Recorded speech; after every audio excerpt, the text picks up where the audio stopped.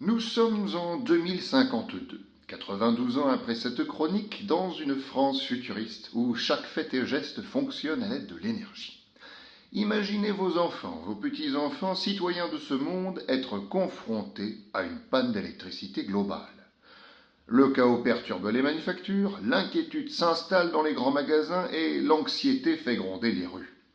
Eh bien, c'est ce que fabule et décrypte René Barjavel dans Ravage, publié en 1943, et que j'ai décidé de dépoussiérer aujourd'hui en raison de la nouvelle année et de la volonté de l'ERTF de transporter les émissions de ce mois de janvier au cœur de la société du futur. Mes chers auditeurs, vous aurez l'occasion d'entendre sur vos ondes Bertrand Lefebvre, qui est sans nul doute le spécialiste en la matière de science-fiction française, mais aussi américaine, pour éplucher avec moi les écrits du romancier. Oui, bonjour Monsieur Hustier et salutations à l'audimat. Pour être tout à fait exact, nous pouvons peut-être employer le terme de roman philosophique extraordinaire en ce qui concerne les publications de Monsieur Barjavel. Il me semble trouver une différence assez remarquable entre la science-fiction américaine et celle de notre auteur français. De plus, sachez que l'ORTF me fait enfin le plaisir de porter un œil sur les œuvres de ce genre, souvent discriminées par l'intellectualisme de la gauche bien pensante. Je me ferai une joie de parler ici de romans philosophiques extraordinaires, mais pouvez-vous développer plus précisément la notion philosophique que vous pensez apercevoir dans Ravage? Bien entendu, Ravage évoque avec flair le désastre du progrès technique sur nos sociétés contemporaines. Barjavel dénonce, si je ne m'abuse, notre dépendance excessive à la technologie ainsi qu'à l'énergie dont elle est soumise. Je me dois tout de même, avec tout le respect que j'ai à l'encontre de vos analyses, de souligner que l'on s'éloigne ici d'une pure philosophie générale. La dystopie est sans l'ombre d'un doute un exercice romanesque, complexe, nécessitant une jugeote plus ou moins rationnelle. Au fond, M. Barjavel ne fait ici qu'emprunter les élucubrations de Jean-Jacques Rousseau dans son discours sur l'origine et les fondements de l'inégalité parmi les hommes. Dois-je vous rappeler l'abominable méfiance que celui-ci a vis-à-vis de la technique et de la médecine? Vous avez le même regard méprisant que vos confrères, monsieur Hustier. Je crois qu'ici, Barjavel fait mouche en abordant la mécanisation du travail. Où est la place de l'individu dans cette société ultramoderne lorsque celle-ci ne sait plus rien faire de ses mains, je vous le demande? Là est l'une des questions centrales de ce livre. Cela ne vous semble-t-il pas pertinent? Certes, je ne suis pas hypocrite quant à la pertinence de ce sujet. Cependant, il faut tout de même évoquer que Barjavel oublie que la mécanisation de l'industrie est aussi un moyen d'échapper au labeur de certaines tâches et aux cadences épuisantes qu'imposent à ce jour les usines. L'ultramodernisation participe bien évidemment à la libération de l'ouvrier, lui laissant du temps pour se consacrer au développement de sa pensée. Je n'observe pas ce contraste dans Ravage, qui ne fait que de sous-entendre que l'individu se déplaît dans ce système. La libération de l'ouvrier? Vous m'étonnez. Votre marxisme m'était encore insoupçonné. Je dois vous l'avouer. Je ne suis guère griffonneur d'un canard politique, monsieur Lefebvre, et il m'est inutile de cacher que ma pensée navigue plutôt avec celle des gaullistes. Malgré certaines de mes convictions très ancrées, cela ne m'empêche point de m'intéresser aux penseurs dont la couleur se rapproche dangereusement du rouge. Je crois que votre émission a un franc succès par votre impressionnante culture éclectique. Et c'est sincèrement que je m'adresse à vous. Vous oubliez peut-être que la dernière partie du bouquin de Barjavel s'intéresse justement à revenir à la terre, à désindustrialiser la France et à rendre toute son essence au travail.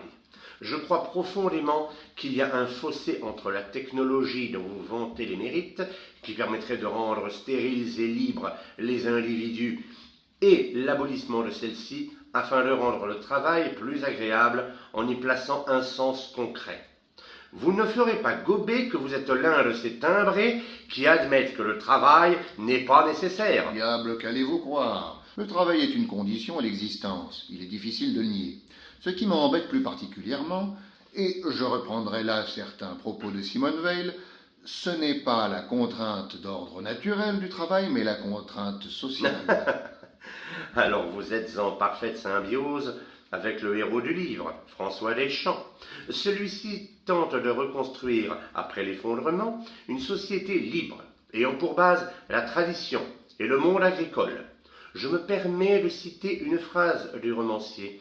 « Il est défendu à un homme de posséder plus de terre qu'il n'en puisse faire le tour à pied du lever au coucher du soleil au plus long jour de l'été. » Il fait là, en toute évidence, les louanges d'un système économique où chaque individu récolte les fruits de son propre travail. C'est là où le bas blesse, voyez-vous. Vous oubliez, je crois, de mentionner la personnalité de cet ingrat personnage. Barjavel glorifie un protagoniste qui mime les actes des pires despotes. Oh! J'observe avec lacune la liberté que vous mentionnez. François Deschamps n'hésite pas à éliminer les pauvres innocents pour régner. Celui-ci s'empare des pleins pouvoirs et proclame également l'état d'alerte lui permettant de justifier n'importe quel meurtre. Alors je me permets de vous poser la question. De quoi Barjavel fait-il exactement l'éloge, monsieur Lefebvre? De l'obscurantisme et du totalitarisme? Je n'ai peut-être pas la parfaite étoffe d'un gaulliste, cependant je commence à croire que vous portez très bien celle du pétainisme. Oh! Cessez donc vos insinuations! Vous évitez ma question, monsieur Lefebvre. C'est que... Je vous épargnerai ma critique sur la façon qu'a Barjavel d'écrire ses personnages féminins, qui est d'une épuisante misogynie, qui se fait rare dans le paysage littéraire français actuel. Je vais vous quitter, monsieur Hustier. Je vais vous quitter et je ne vous le dirai pas deux fois. Bon, ne nous laissons pas entraîner dans les méandres du règlement de compte, je vous prie. Je tenais initialement à m'exprimer quant à l'utilisation de l'adverbe philosophique, que l'on met à tout bout de champ à des fins d'intellectualisation. Hélas, il me semble que cette œuvre n'en présente définitivement pas les attributs pour se voir octroyer cet adjectif. Cela reste un roman extraordinaire, je le crois, avec des qualités dont il dispose, bien entendu. Il existe une tendance dans le roman d'anticipation, de justifier par les événements qui se déroulent bel et bien dans le futur. On omet souvent, en connaissance de cause, tous les éléments anticipés qui ne se produisent et ne se produiront jamais. Monsieur Lefebvre, avez-vous un dernier mot? Oui, je ne puis que conseiller à nos auditeurs de jeter un œil sur ce chef-d'œuvre afin qu'ils puissent se faire leur propre avis. Je vous remercie de votre participation.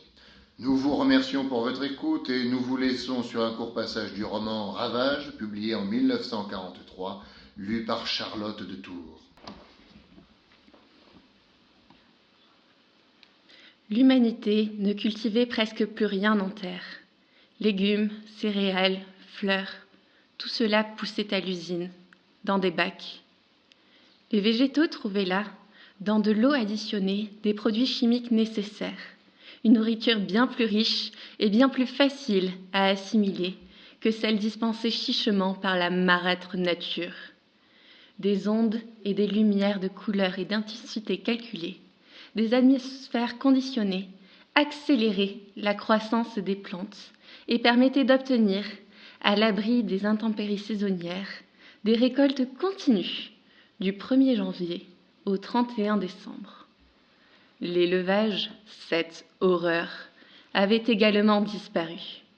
Élever, chérir les bêtes pour les livrer ensuite au couteau du boucher, c'était bien là des mœurs dignes des barbares du XXe siècle. Le bétail n'existait plus.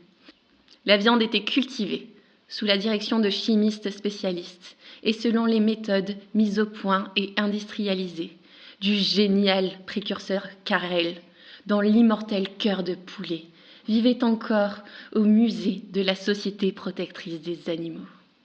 Le produit de cette fabrication était une viande parfaite, tendre sans tendons, ni peau grasse, et d'une grande variété de goûts.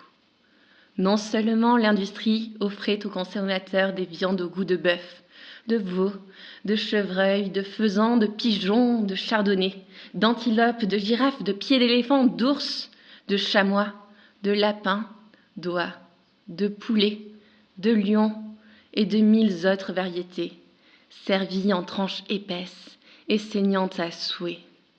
Mais encore des firmes spécialisées, à l'avant-garde de la gastronomie, produisaient des viandes extraordinaires qui, cuites à l'eau ou grillées, sans autre addition qu'une pincée de sel, rappelaient par leur saveur et leur fumée les préparations les plus fameuses de la cuisine traditionnelle. Depuis le simple bœuf miroton jusqu'au civet de lièvre à la royale.